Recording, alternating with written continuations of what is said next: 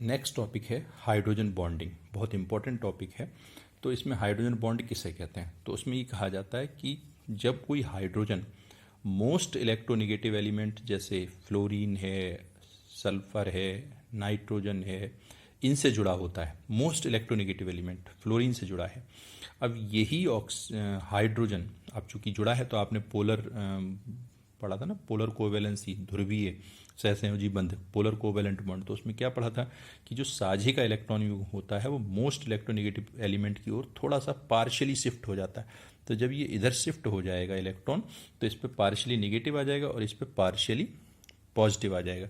अभी जो partially positive आया, ऐसे ही अब ऐसे दूसरा मालिक्यूल भी है, तो इस दूसरे मालिक्यूल में इस पे पार्शियल नेगेटिव, इस पे पार्शियल पॉजिटिव, यानी पोलरिटी डेवलप हो जाती है।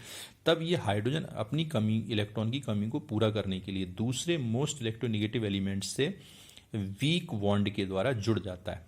तो ये जो आकर्षण बल है, जो अट्रैक्शन फोर्स है, वो वीक है, और इसी वीक अट्रैक्शन फोर्स को हम हाइड्रोजन बॉन्ड के नाम से जानते हैं। वीक इसलिए कहते हैं क्योंकि ये जो बॉन्ड है ये बहुत कम एनर्जी देने पे, यानी कि इसकी औसतन एनर्जी जो है, बॉन्ड एनर्जी 2 से 10 किलो कैलोरी प्रति मोल होती है।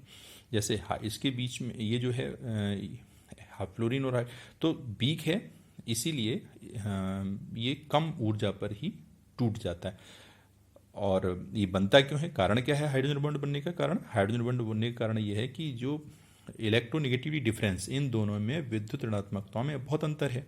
तो जो साझे का इलेक्ट्रॉन युग्म है वो मोस्ट इलेक्ट्रोनेगेटिव एलिमेंट की ओर शिफ्ट हो जाएगा पार्शियली। तो जब उसके पास पार्शियली शिफ्ट हो जाएगा तो उस पर पार्शियल नेगेटिव आ जाएगा और इस पर पार्शियल पॉजिटिव। तो अब ये इलेक्ट्रॉन की कमी पूरा करने के लिए दूसरे मोस्ट इलेक्ट्रोनेगेटिव एलिमेंट जिसके पास पार्शियली इलेक्ट्रॉन है उससे एक वीक बॉन्ड के द्वारा जुड़ जाएगा। उसी वीक बॉन्ड को हम हाइड्रोजन बॉन्ड कहते हैं। इसकी बॉन्ड एनर्जी औसतन 2 से 10 किलो कैलोरी प्रति मोल होती है। तो परिभाषा क्या हुई? परिभाषा ये हुई कि जब कोई हाइड्रोजन मोस्ट इलेक्ट्रोनेगेटिव एलिमेंट से जुड़ा होता है और वही हाइड्रोजन दूसरे किसी मोस्ट इलेक्ट्रोनेगेटिव एलिमेंट से एक वीक बॉन्ड के द्वारा जुड़ जाता है, तो उस वीक बॉन्ड को हम हाइड्रोजन बॉन्ड कहते हैं। अब ये हाइड्रोजन बॉन्ड 2 प्रकार का हो सकता है। एक तो बोलते हैं इंटरमालिक्यूलर हाइड्रोजन बॉन्ड। इंटरमालिक्यूलर मतलब जो 2 या 2 से अधिक अणुओं के मध्य बनता है। जैसे HF का एक, ये 2 या 2 से अधिक अणुओं के मध्य बन रहा है, तो इसको, इस वाले बॉन्ड को कहेंगे इंटरमालिक्यूलर हाइड्रोजन बॉन्ड। जैसे H2O है तो जल का एक अणु ये है, जल का एक अणु ये है, जल का एक अणु ये है, इनके मध्य बन रहा है। तो 2 या 2 से अधिक अणुओं के मध्य जो बॉन्ड बनता है उसे हम बोलते हैं इंटरमालिक्यूलर हाइड्रोजन, अंतराअणुक हाइड्रोजन बंध, अंतराअणुक इंटरमालिक्यूलर हाइड्रोजन बॉन्ड।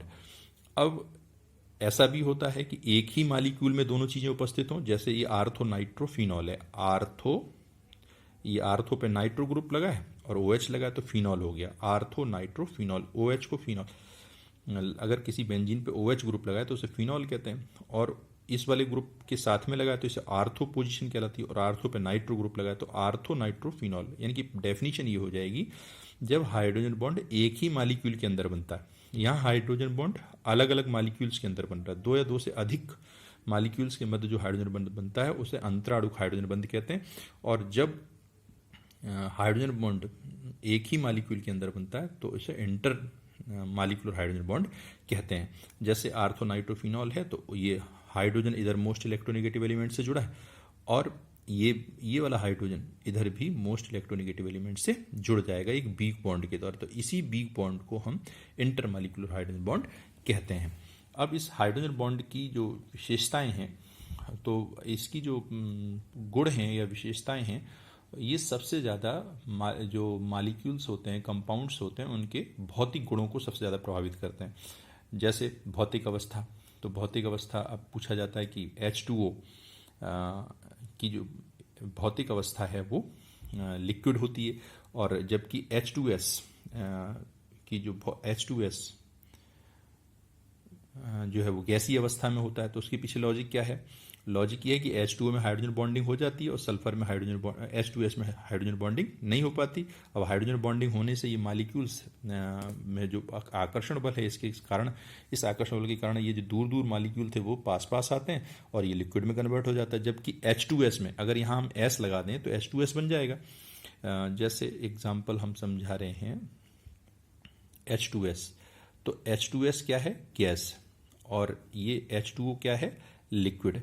तो ये लिक्विड क्यों है, तो इसके पीछे लॉजिक बताया कि इसमें हाइड्रोजन बॉन्डिंग हो जाती है और H2S में हाइड्रोजन बॉन्डिंग नहीं होती, इसलिए ये गैसीय अवस्था में रहता है और ये लिक्विड अवस्था में। ऐसे ही HF और HCl के बीच पूछा जाता है, तो HF में हाइड्रोजन बॉन्डिंग हो जाती है जबकि HCl में हाइड्रोजन बॉन्डिंग नहीं हो पाती। कारण वही है कि इसकी विद्युत ऋणात्मकता Cl से कम है, Cl से ज़्यादा होती है, इसलिए इसमें हाइड्रोजन बॉन्डिंग संभव है। यहाँ पर ऑक्सीजन की विद्युत ऋणात्मकता सल्फर से ज़्यादा होती है, इसलिए यहाँ हाइड्रोजन बॉन्डिंग संभव है और H2S में हाइड्रोजन बॉन्डिंग संभव नहीं है। उधर HCl में हाइड्रोजन बॉन्डिंग संभव नहीं है, इसलिए वो गैसीय अवस्था में रहता है, या ये गैसीय अवस्था। इसी प्रकार से पूछा जाता है कि क्वथनांक, तो क्वथनांक में भी यही है, जिसमें हाइड्रोजन बॉन्डिंग होगी उनके क्वथनांक अधिक होंगे। और बहुत सारे भौतिक गुण हैं, वो इनके उस पर निर्भर करते हैं, मैंने PDF में भेजे हैं, और अगर कहीं कोई दिक्कत आए तो आप मुझे मेरे WhatsApp नंबर पर शेयर कर सकते हैं।